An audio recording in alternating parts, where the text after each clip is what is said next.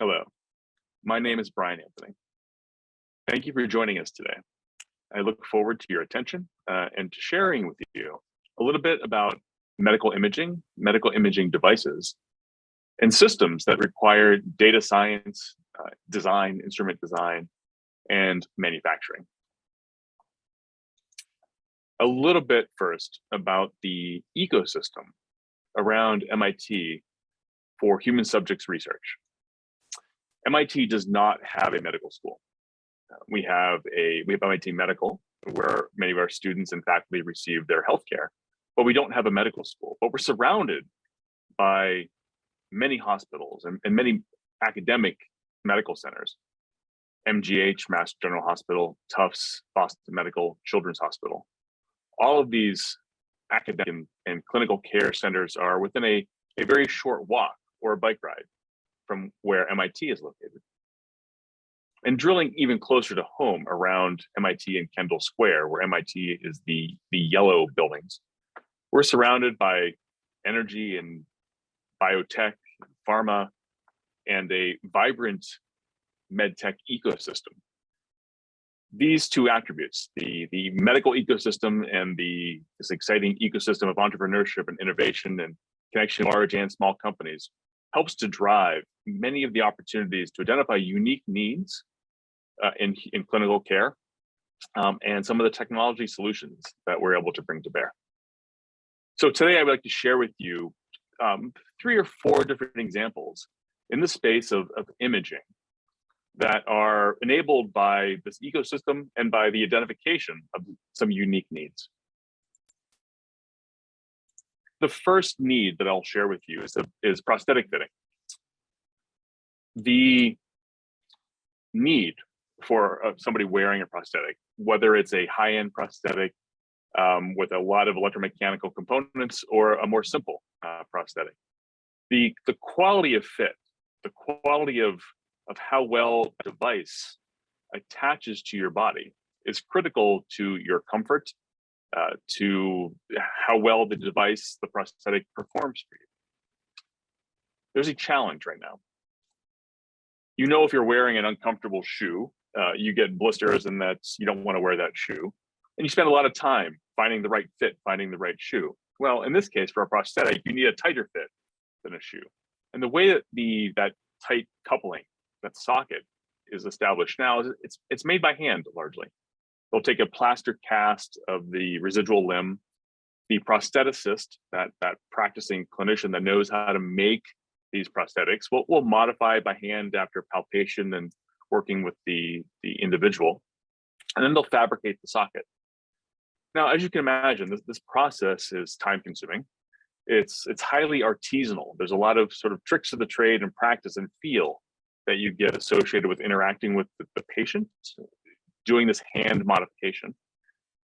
It's complicated though as well, because the individual, whether you're in age or size, body mass, or just wear and tear on the socket that you have that you're using, many refittings, many new prosthetic sockets are required. And each time going through this artisanal handheld process is slow. And we think there's some opportunity to improve the process, to make prosthetics that are better, more comfortable, and to speed up this process of making the socket that's a perfect fit for the user. We've developed a system in collaboration with our clinical collaborators and others at MIT, including Hugh Hare, on using ultrasound, a relatively low-cost imaging system, building on design attributes and data science and manufacturing technologies to create this pipeline where we start with, instead of a cast of the residual limb, can we acquire a volume image in some low cost and fast way?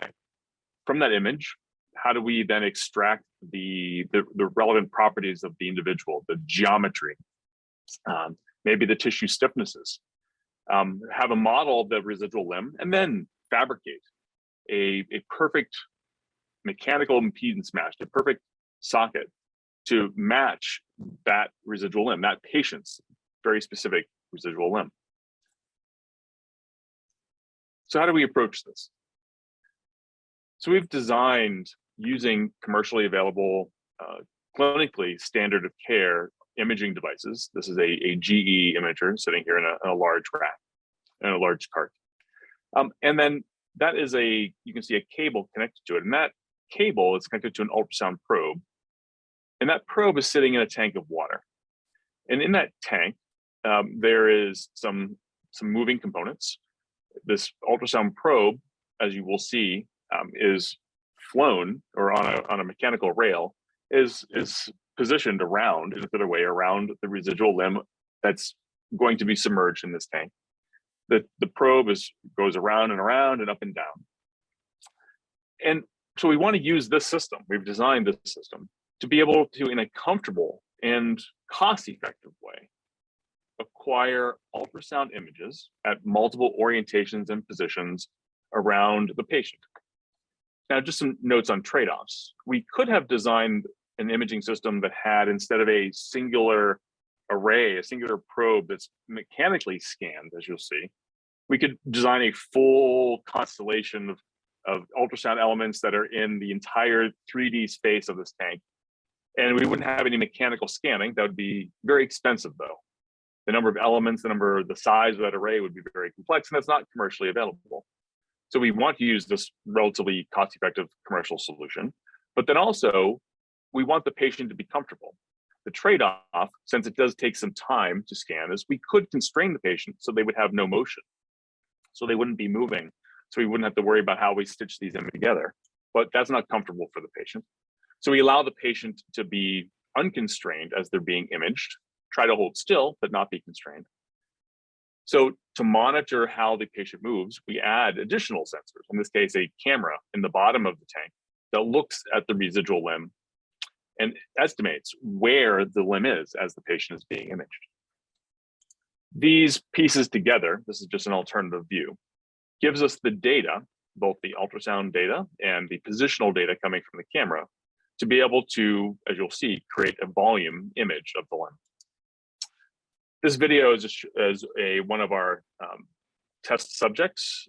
You'll see their residual limb in the water tank, and you can see one scan of the ultrasound probe going around collecting data that looks somewhat like this. And depending on the orientation of the probe, in the video, it was oriented along the long axis of the limb. These are acquired from the orthogonal section. But we have imagery as a function of angle. Knowing angle and positions from the encoders of how the array is moved around the limb, and knowledge of position of the limb from the cameras. We have a number of machine learning techniques then that allow us to stitch this imagery together in a very robust way using this composite set of data. What we've been able to demonstrate is very nice agreement in terms of the geometries of bone structure, the outer perimeter of the bone, and the outer perimeter of the limb, and comparing the data, the slices that now are synthetically or computationally stitched together. This image is a compilation of all of these images acquired at different angles and at different positions. And we compare those images to what you would get from an MR of the same limb. It does look a little bit different in the soft tissue. The MR image acquired on this limb is in a situation where the patient is lying down in the MR imager, as opposed to having their leg vertical in the water tank.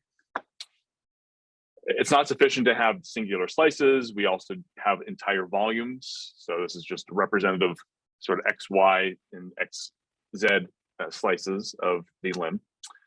And then that same data allows us, with some slight modification to how we acquire it, also allows us to estimate the elasticity, the stiffnesses of the tissue as we're acquiring this data. So with these volume data now, what we're able to do is extract from that volume data the geometry and tissue properties of the leg. And then we can 3D print a custom socket that's a perfect mechanical match. It's stiff where it needs to be, it's soft where it needs to be, and it's a conformal fit.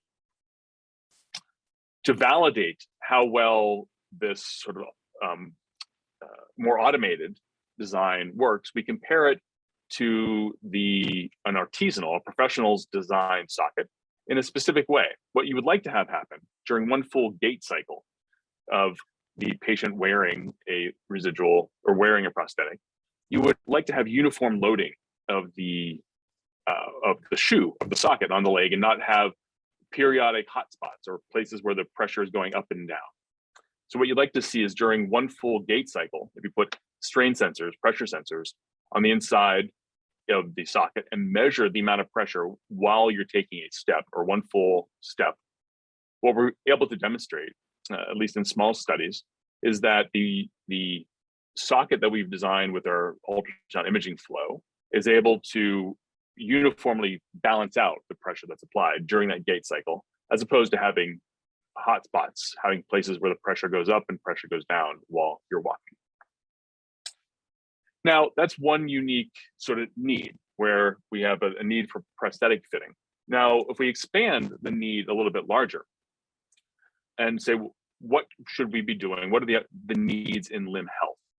Whether you're suffering from osteoporosis or you have a bone fracture, typically the imaging modality, rightfully so, to look at bone structure would be X-rays with an ionizing radiation dose, but minimal. But still, there's an opportunity and a need to get novel types of imaging, better types of imaging, or less radiation types of imaging for limb imaging needs.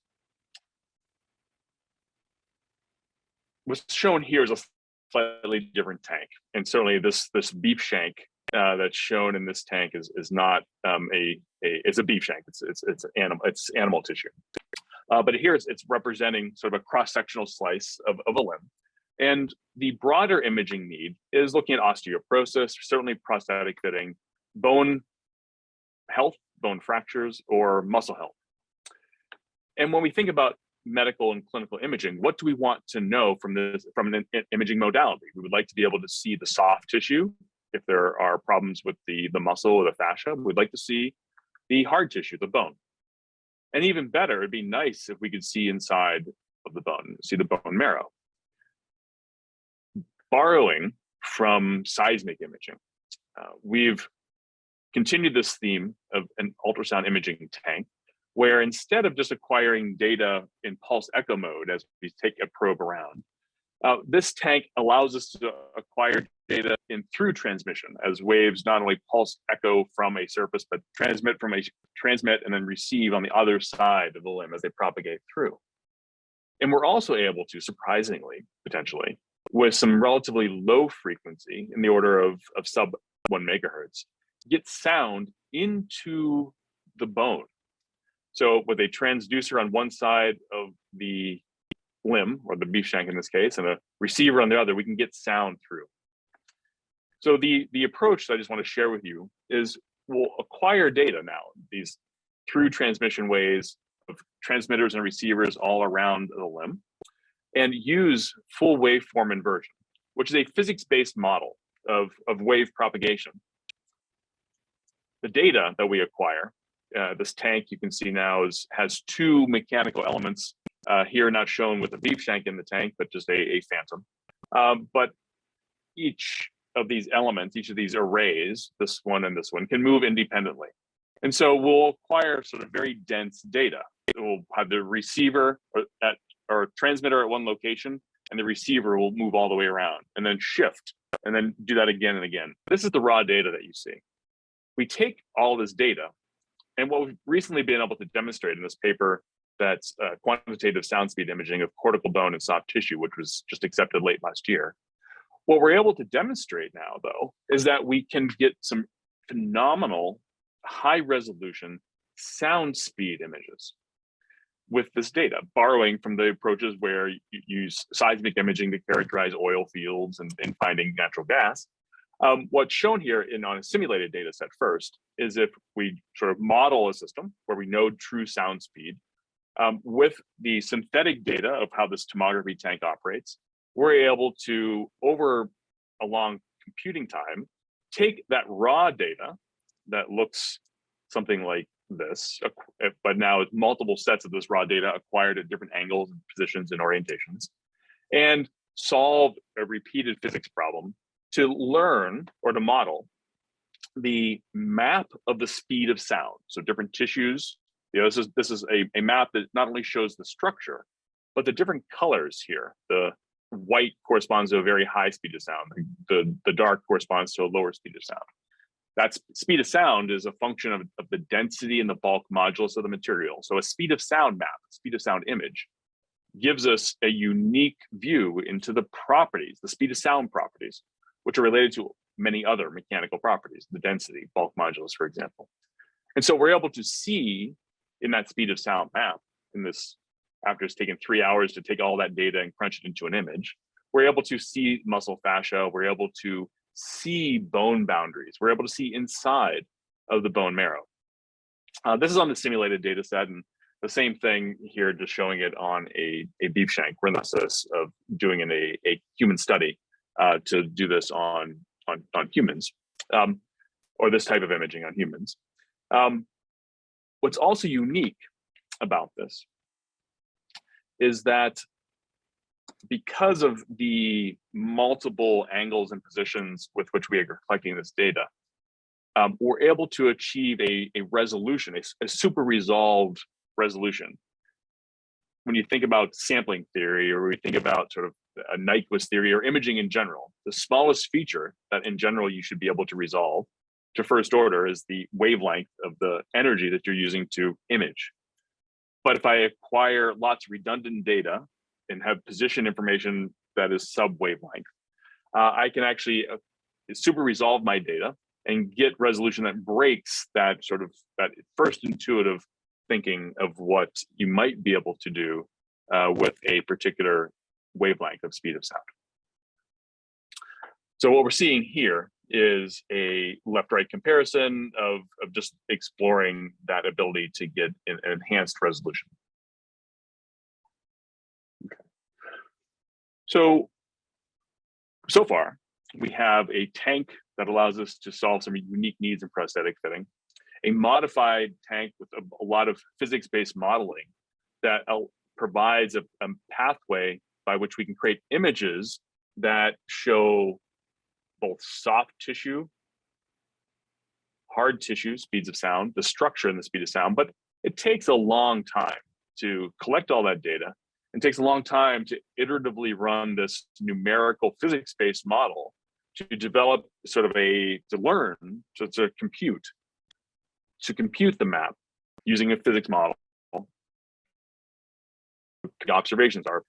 The other thing we learned in these studies, in this research, is that we can see the muscle clearly. We can see the speed of sound of the muscle.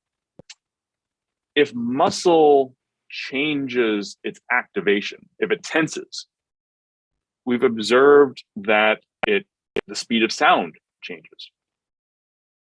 So that opens up a very unique opportunity. Well, if we could do this type of imaging in real time, and we can make a ultrasound device that wasn't a tank, but that is something that is worn on the body instead, we could have a solution of one of the big challenges in biomechanics and muscle health, which is imaging or characterizing muscle while it's moving, instead of it only being an image while it's static. So there's a need for measures of muscle health or muscle activation while the person is moving around, while you're doing your normal activity, which is what your muscle is supposed to do for you. So the need, measures of muscle activation, and the technologies are machine learning, synthetic training, and real-time speed of sound maps.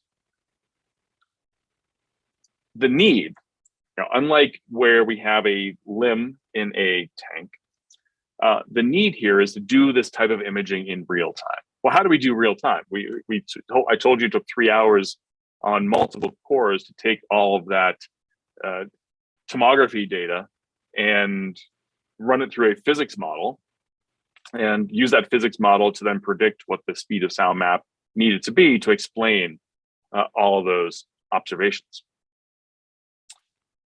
we've observed, again, that muscle changes the speed of sound as it's activated. What we're seeing here in the lower leg is just a sort of the image that we're looking for. I'll explain to you in a moment how we got there. So here in the lower leg, we're looking at a speed of sound map. My apologies, let me go back there. We're looking at a speed of sound map on both the gastroc and the soleus. And the higher colors correspond to higher speed of sound. And in a moment, we'll see how that relates to how the muscle is being activated. The broader set of uses that I list here in terms of where could these speed of sound maps be useful, certainly in muscle health, as we'll see, but breast imaging, bone imaging, liver, sort of all the places where both there are soft and hard tissue. So many regions throughout the body. Now, the challenge, though, as we said, is it's dealing with this. How do we get to real time? Where our physics approach worked great, gave us very robust speed of sound maps, but would nowhere be close to something that would be real time, even with multiple GPUs. So we've recently released, I guess it's a couple of years ago now, a sort of an approach based on machine learning, where instead of using a fully physics-based model to invert our tomography data, we trained a network with a combination of conventional B-mode images and the raw channel data, similar to what you would get from the tomography system, where you, instead of forming this B-mode image in a conventional, as comes from conventional ultrasound imagers, use that plus some of the raw data, the waveforms that are coming from single elements along that ray.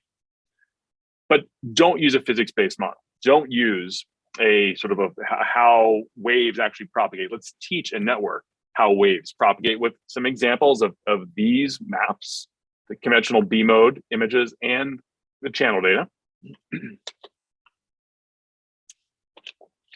With some training on both phantoms and in using both phantom data, clinical trial data, where we do some ex vivo tissue, and simulation. So we've been able to learn, it's highlighted here, a technique that is now real time, where we're not trying to iteratively solve a physics problem and converge this physics problem, learn the parameters of the physics problem. But we train a network, so we've moved the time up front. We have to train the network. That takes a lot of time collecting the data.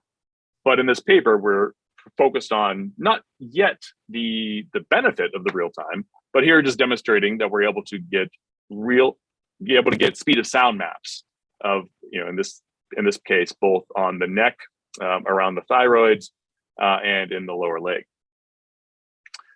More recently, we've eliminated the need to train the network with both the conventional B-mode images and just use the raw channel data. So again, the approach is now, we could certainly benefit and use the physics-based models that we used for the full tomography systems.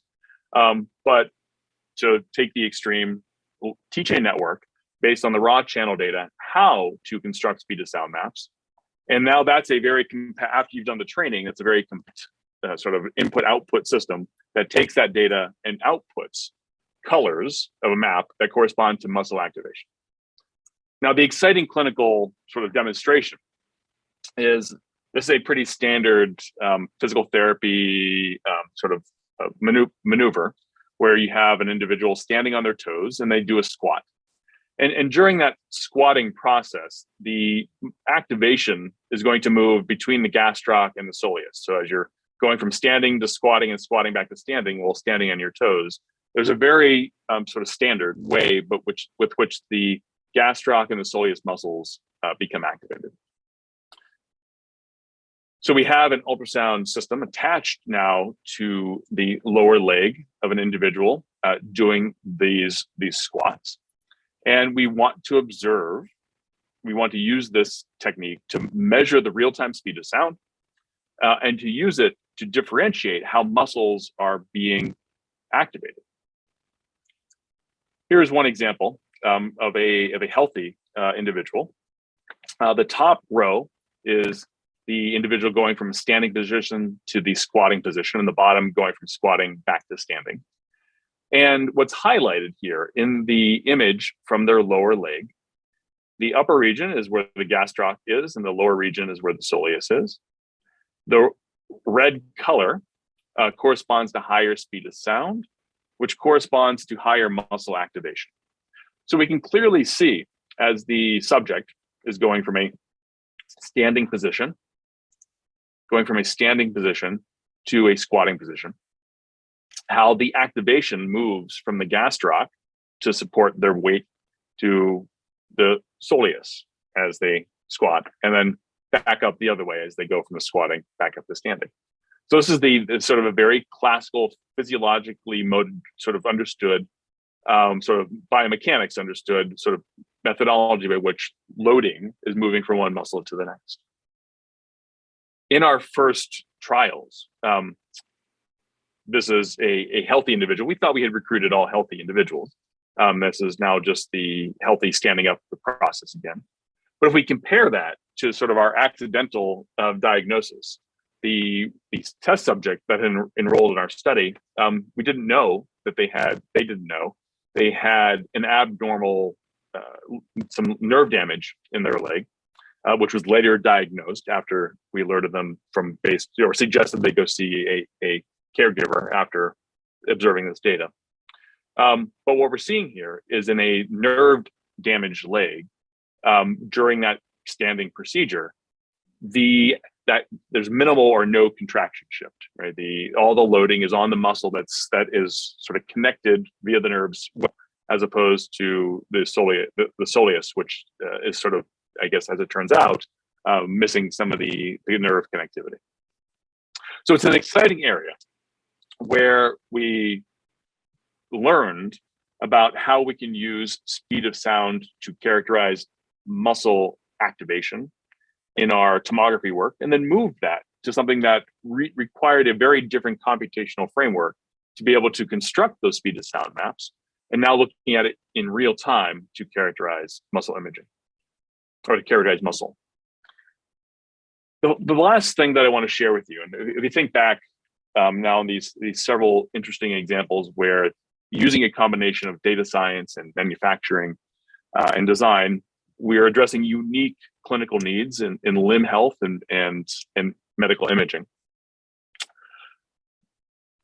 We're making contact with the individual, whether it be with the tomography tank where there's water and then the limb in the inside and the probes flying around, or in the case of the muscle activation, there's an ultrasound probe that was attached to the outside of the leg. And that probe can be minimized and be more of a patch-like device, but there's something making contact with the individual. Now, there are scenarios where you would like to be able to image at a distance. And what do I mean by imaging at a distance? Certainly, if you are getting an X-ray image or a CT image or a magnetic resonance image, the imager is not touching you. You're laying on a bed potentially or standing someplace, but the imager itself is not touching you. So that's imaging at a distance. So the imager is not making contact. Everything that we've seen here in the context of ultrasound, there's water making contact. There's something other than air, either the probe itself, water coupling the probe to you, but there's contact with you physically. But if you have damaged skin, or if you have, and you still like to use ultrasound, if you have damaged skin, or if you're a surgical environment where you would like to be able to get an ultrasound image, and you don't want to have to stop what you're operating on, or in the battlefield where you may not be able to go to the individual. There's a number of places and unique opportunities for getting a non-ionizing ultrasound image at a distance. So what do I mean by that? Let me sort of back up and first share with you some long ago, so a couple of decades now, research of mine where we practiced this ultrasound imaging at a distance concept in manufacturing, in the context of non-destructive testing. So in the NDT field, in non-destructive testing, it's fairly common to use optical systems, laser systems, to interrogate the mechanical properties of materials. Here, just graphically, is a silicon wafer that is exposed, but it's in intended to be inside of a rapid thermal processing oven. And in this non-destructive testing application, the goal was to monitor the temperature of the silicon wafer undergoing rapid thermal processing and not having any thermocouples that you could attach to the wafer, and wanting to get temperature spatially over the surface of the silicon. A solution that we developed now decades ago, as you can see by the dates on these papers, is using pulsed lasers and continuous wave lasers to first transmit light that is turned into sound, let that sound propagate, and then detect that sound with a continuous wave interferometer. So the system for silicon wafers was two lasers. One, a pulsed laser that passes through some unique optics that turn it into a ring. And that ring, if you sort of freeze time, it's a pulse laser. So there's little pulses of light. That light shines on the surface of the silicon wafer very locally and very subtly. As that light is absorbed, it expands the material, which creates a thermoelastic wave. That thermoelastic wave propagates away from the ring and into the center of the ring. And focused at the center of the ring is a continuous wave laser operating as an interferometer that can measure the surface deflections of the wafer. So light hitting the surface will generate a pressure gradient of expanded material, which propagates as sound. That sound is then detected at the center with a continuous wave laser. And we keep doing that. We pulse, let the sound propagate, light goes to sound propagates, a second laser detects the sound propagation as it passes underneath that point.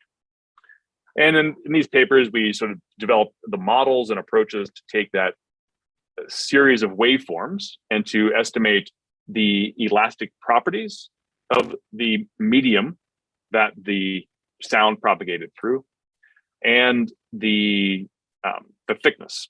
But the elastic properties are a function of the temperature. So we're able to, by measuring those elastic properties, estimate the temperature of the wafer, which was the application for rapid thermal processing. Now, fast forward about 30 years, 20 to 30 years. That same approach, we've recently demonstrated, first in the world to demonstrate fully non-contact laser ultrasound imaging using an analogous approach on humans. Now the material, instead of being a silicon wafer, is a human. The light will, one laser will fall onto the person's body, pulse as it's pulsing, create a thermoelastic wave. That thermoelastic wave propagates now into the body, not just on the surface of the silicon wafer, but propagates into the body as ultrasound, bounces off of bone boundaries, muscle boundaries, then comes back up to the surface where there's another laser detecting the vibration of the skin surface. A little more graphically, sort of the artistic notation, we have two lasers, one that's a pulse laser. That pulse laser generates sound that propagates, the sound reflects and comes back up and hits the continuous wave laser. There are some unique properties that control how sound is generated. And then there are a number of ways by light, and there are a number of ways to detect sound with a number of different interferometric techniques. In the paper that we put out now a couple of years ago, we first demonstrated this technique on ex vivo phantoms or ex vivo tissue. Here, graphically, you can see the yellow line corresponds to the pulsed laser and the green is the detection laser. Those 2 points then are mechanically scanned, or used sort of a steering mirror, are mechanically scanned along the tissue. And once you start scanning, now you have the data, as you saw when we looked at tomography, now you have the data to start stitching those scan lines, those measurements at individual points together as an image. On humans, just to sort of close that out, this is the green spot you're looking at here is actually a third laser that's in the visible spectrum, so we can see it's collinear, so we can see where the light is. But the wavelengths that we use are actually invisible. But that at one particular location, the sound is generated by light, it's then detected. So here's the sound wave that propagated into the body. This is a bounce from the muscle fascia, a bounce from the bone. And we scan those spots across the human. And from that scanning, we can then stitch together now an image that is close, not yet as fully resolved as what you would get with a conventional ultrasound probe. But what we're seeing here is some of the first in the world laser ultrasound images. It came out in this paper in 2019. And we're seeing left-right comparison. This is a 9 megahertz conventional contact ultrasound probe at the same place on the body as how we mechanically scanned this laser spot that was 2 meters away from the person, where you see the muscle, the skin, the muscle fascia, the bone boundary. Right? So we're not as highly resolved by any means. We're just a single spot scanning as opposed to a beam-formed array. But the exciting thing is that we're able to demonstrate that both from a safety perspective and a system perspective, we can get the data. And now we're in the process of improving these systems, making them smaller, using them in other, making not just single point scanners, but multiple points, to really move forward the opportunity of ultrasound and all the benefits from ultrasound, but now getting those benefits without having to make contact with the individual. So with that, I thank you for your time and attention. I just share with you some exciting case studies, if you will, and opportunities in novel medical imaging devices, specifically in ultrasound. And each one of these are bringing together in multiple different ways: data science, instrument design, and manufacturing, which I think to be successful in these types of IoT or Industry 4.0 or smart manufacturing, smart medicine environments is the hallmark for where a lot of innovation is happening today. So I thank you for your time and attention, and I welcome your questions.